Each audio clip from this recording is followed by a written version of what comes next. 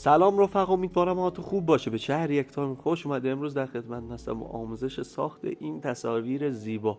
حتما شما هم تو اینستاگرام و جاهای دیگه این چند وقته یه همچین تصویرها رو دیدی که میگن چشماتون رو ریز کنید تا بتونید تشخیص ببینید که تو اون عکس چیه.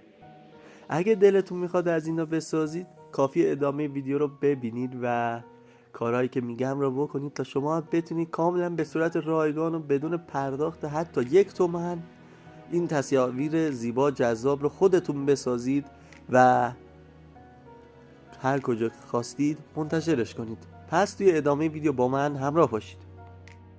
برای اینکه بتونید تصاویر زیبا رو خلق کنید، شما باید وبسایت زیر بشید که لینک وبسایت رو این براتون نوشتم، توی توضیحات ویدیو هم گذاشتم. میتونید به راحتی بزنید و وبسایت رو براتون میاره.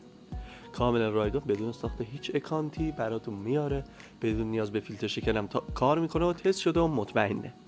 وقتی وارد سایت شدید یکم بیایید پایین‌تر، وارد هوش مصنوعی ایلوشن دیفیوژن بشید که توسط استیو ریوز معرفی شد و خودش هم از این استفاده میگه موقعی که این هوش مصنوعی رو معرفی کرد و خلاصه جدیدترین نسخه‌اش رو براتون آوردن.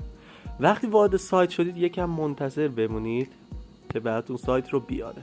یه فضای این شکلی داره که از قسمت اینپوت ایلیوشن یه عکسی رو اضافه کنید.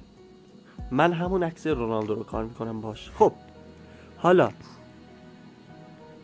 اینجا به این قسمت ها هم کاری نداشته باشید، فقط توی قسمت پرامپت اینجا بنویسید که مثلا اون عکس کجا باشه. مثلا من اینو می نویسم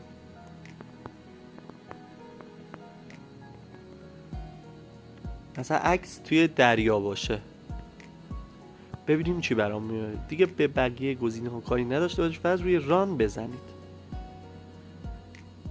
با توجه به شلوغی سایت و تعداد افرادی که از این سایت استفاده میکنن یکم طول میکشه تا اون نتیجه رو بهتون بده، پس منتظر بمونید. و یه گزینه که یادم رفت بهتون بگم، این گزینه است که اینجا نشون میده که چقدر تصویرتون واضح باشه، که چقدر چشاتون رو ببندید، ریز کنید یا درشت کنید. اینم برا همونه. حالا مثلا روی همین میذارم و خب منتظر میمونیم که نوبتمون برسه تا اون تصویری که دادیم که معمولا نوشتن اینجا 121 ثانیه باید منتظر بمونم تا اون تصویرم ساخته بشه.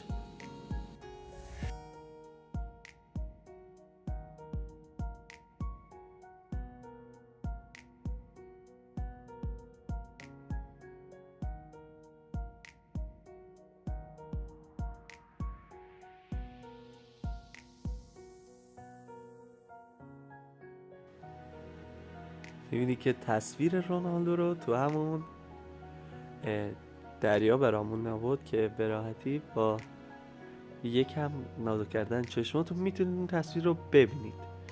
و از قسمت دانلود هم میتونید به راحتی با بالاترین کیفیت ممکن دانلودش کنید.